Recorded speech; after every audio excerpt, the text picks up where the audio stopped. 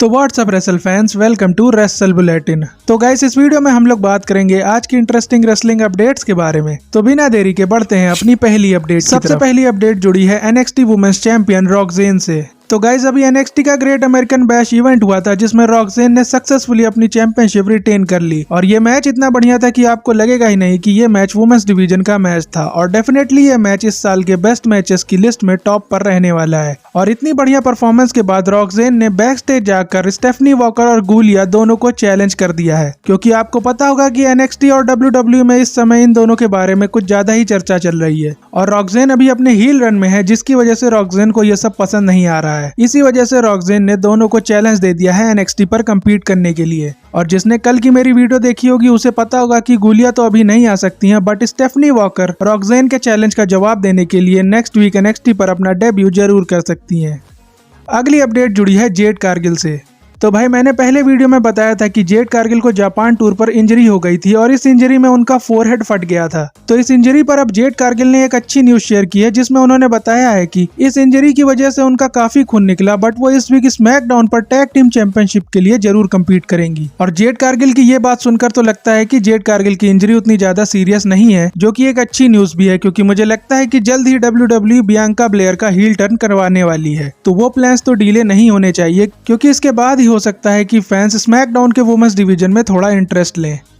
अगली update related है John Cena से। तो भाई, WWE ने जॉन सीना की एक डार्क मैच की क्लिप शेयर की है, जिसमें वो north American champion Dominik Mysterio के साथ फाइट कर रहे हैं। और ये क्लिप उनके 2023 वाले रन की है, जिसमें हॉलीवुड की स्ट्राइक के बाद वो WWE में आए थे। और इस क्लिप को WWE ने कभी कहीं और शेयर भी नहीं किया है। तो इस क्लिप को देखने के बाद सोशल मीडिया पर फैंस ने ये स्पेकुलेशन स्टार्ट कर दी है कि जॉन सीना अपने रिटायरमेंट टूर पर डोमिनिक मिस्टीरियो के साथ भी फ्यूड करने वाले हैं। और इसी फ्यूड को WWE यहाँ पर टीज कर रही है, क्योंकि पास्ट में ही ऐसी रिपोर्ट्स आ चुकी हैं कि WWE ने जॉन सीना के रिटायरमेंट के लिए अपोनेंट्स को सिलेक्ट करना स्टार्ट कर दिया है। वैसे ये क्लिप देखकर मुझे तो कहीं से नहीं लगता कि WWE ने कुछ टीज किया है, बट भाई आप लोग कमेंट करके जरूर बताना कि आप किस सुपरस्टार के साथ जॉन सीना के रिटायरमेंट टूर पर फ्यूड देखना चाहते हो। अगली अपडेट जुड़ी है अंडरटेकर से। तो गाइज, अंडरटेकर अभी एक पॉडकास्ट शो पर आए थे, जिसमें उन्होंने अभी के रेसलिंग टैलेंट्स के बारे में अपना ओपिनियन शेयर किया, जिसमें उन्होंने बताया कि अभी के न्यू टैलेंट्स की अपने कैरेक्टर पर इतनी बढ़िया पकड़ नहीं है, जिसकी वजह से फैंस के अटेंशन के लिए उन्हें हाई फ्लाइंग और रिस्की मूव्स को यूज करना पड़ता है, ताकि फैंस का इंटरेस्ट मैच में बना रहे। जबकि पहले के लोगों का फोकस सुपरस्टार के कैरेक्टर पर ज्यादा होता था। बट अंडरटेकर ये भी मानते हैं कि आज के सोशल मीडिया वाले टाइम पर अपने पूरे टाइम अपने कैरेक्टर में रहना काफी मुश्किल है। और ये पहली बार नहीं है कि अंडरटेकर ने किसी शो पर ऐसा बोला हो, बल्कि अंडरटेकर लगातार आज के सुपरस्टार्स को क्रिटिसाइज करते हुए आए हैं। और कहीं ना कहीं अंडरटेकर सही भी बोल रहे हैं, क्योंकि पहले के सारे रेसलर्स का मूव सेट इतना बढ़िया नहीं था, फिर भी लोग उन्हें उनके कैरेक्टर की वजह से याद करते थे। बट अब कुछ ही ऐसे सुपरस्टार हैं जो ऐसा काम कर पाते हैं, जैसे कि अपने tribal chief Roman Reigns.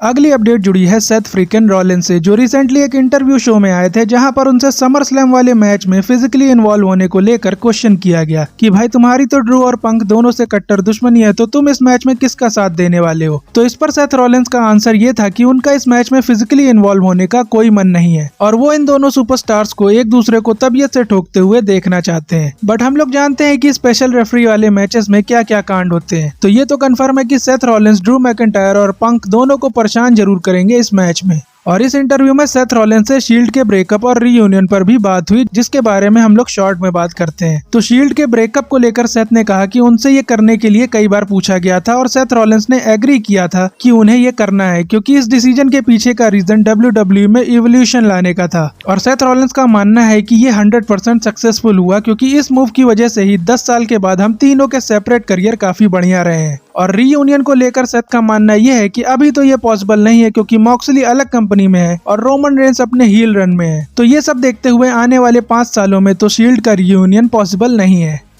Next update related है ट्रिश स्ट्रैटस से। तो गाइस, ट्रिश स्ट्रैटस ने ट्विटर पर एक वीडियो शेयर की है, जो ट्रिश स्ट्रैटस के money in the bank Toronto के बैक स्टेज मूवमेंट की है, जिसमें कोडी रोड्स, बेली और भी कई सुपरस्टार्स दिखाई दे रहे हैं। बट वीडियो के एंड में ट्रिश ने एक सरप्राइज अपीयरेंस की बात की है। और भाई, अभी कुछ ही दिनों में समर स्लैम है और मनी इन द बैंक में टिफनी के साथ ट्रिश की तू मैं भी हुई थी। तो इन सब कनेक्शंस को जोड़ा जाए तो ये बात तो कंफर्म लग रही है कि ट्रिश समर स्लैम में शॉकिंग अपीयरेंस करने वाली है। और मजा तो तब आएगा कि ट्रिश ये रिटर्न तब करे जब टिफनी अपना कैश इन करने वाली हो बेली पर, ताकि उसके बाद WWE टिफनी और ट्रिश की फ्यूड स्टार्ट कर सके।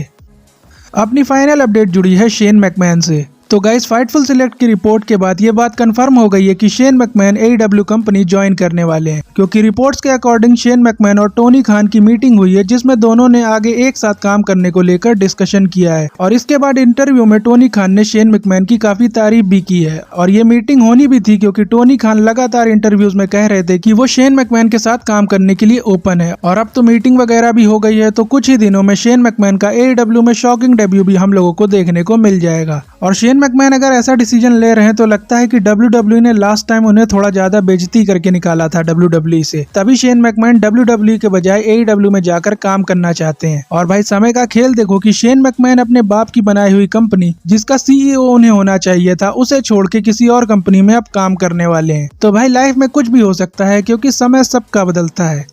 बाकी गाइज आज की वीडियो यहीं तक थी, और WWE के तगड़े वाले फैन हो तो चैनल को सब्सक्राइब जरूर कर देना, वीडियो को लाइक शेयर करना मत भूलना। और अब आपसे मुलाकात होगी नेक्स्ट वीडियो में, तब तक के लिए जय हिंद जय भारत।